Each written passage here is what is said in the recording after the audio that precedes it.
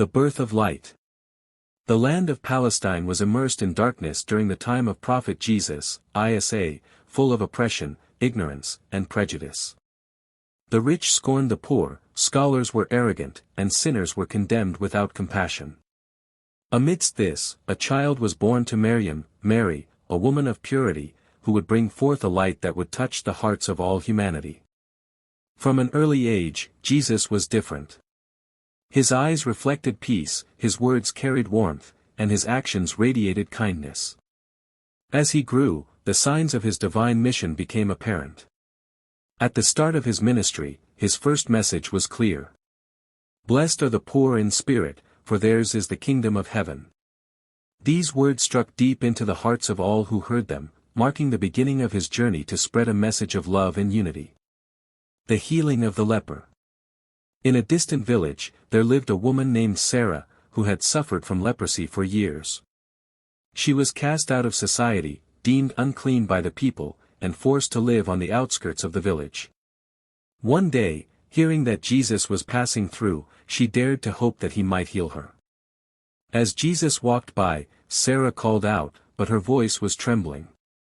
"Please, do not come near me, I am unclean." Jesus stopped and looked at her with compassion. He replied, "Your illness does not define you, and I will heal you." Jesus reached out and touched her wounds, praying for God's mercy to heal her. In an instant, her skin cleared, and she stood before him, healthy and whole. "Thank you, Lord," Sarah said, falling at his feet. "You have given me a new life." The starving orphan. One day, as Jesus passed through a town, he saw a small boy sitting on the streets, his clothes tattered, his face gaunt from hunger. The boy was an orphan, abandoned by his family, and had no one to care for him. His voice was weak as he cried out for help. Jesus approached him and knelt beside him. "What do you need, my child?" Jesus asked. "I am hungry, and I have no one," the boy replied, tears streaming down his face. Jesus smiled gently and said, "You may have nothing in this world, but you have the greatest treasure within you, love." He took the boy by the hand, led him to a place where food was prepared, and shared a meal with him. As they ate together, Jesus spoke kindly to him. "The love in your heart is your greatest wealth," he said. "Remember, it is love that gives life meaning." The adulterous woman and forgiveness. One day, a woman was dragged through the streets by a crowd, accused of adultery. They were ready to stone her, demanding justice according to the law. Jesus approached the scene and saw the woman trembling with fear. He spoke to the crowd. "Let the one who is without sin cast the first stone." The crowd fell silent. One by one, the people lowered their stones and walked away. Jesus then approached the woman, who was still on the ground. "Where are your accusers?" he asked. "They are gone, Lord," she replied, lifting her eyes.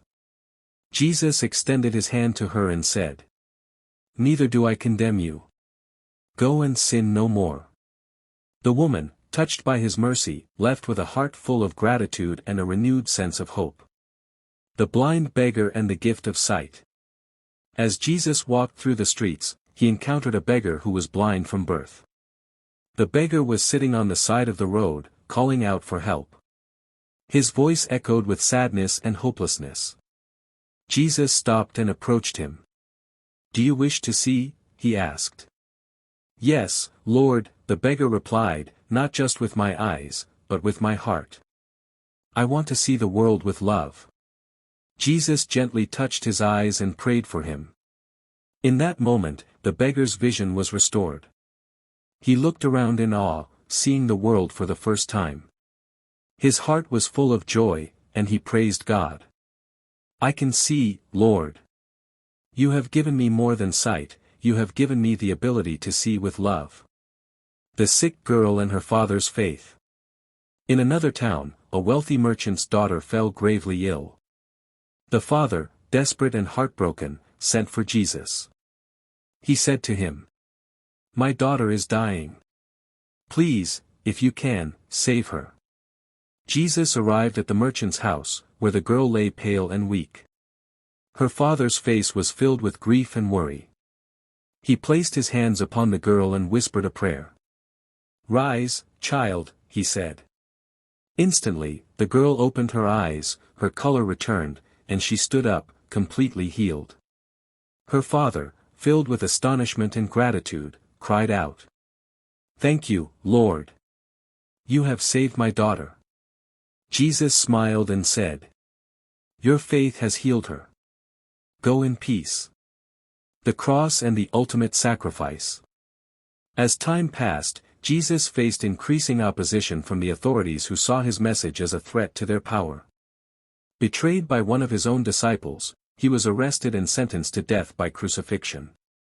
While being nailed to the cross, Jesus prayed for his persecutors, saying, "Father, forgive them, for they do not know what they are doing." Despite the suffering, Jesus' words were filled with compassion and love. He endured the ultimate sacrifice, not out of revenge or hatred, but out of love for all of humanity. His death on the cross was not the end, but a testament to the power of forgiveness and the depth of God's love. The resurrection and the eternal light. After his crucifixion, Jesus ascended to heaven, but his message remained. His teachings on love, forgiveness, and compassion continue to inspire people around the world. The light of his example lives on in the hearts of all who follow his teachings. The life of Prophet Jesus, Isa, was a living testament to the power of love and compassion. He showed the world that true strength lies not in judgment or punishment, but in forgiveness and mercy. His message remains a guiding light for humanity, teaching us that only love can heal the wounds of the heart and transform the world.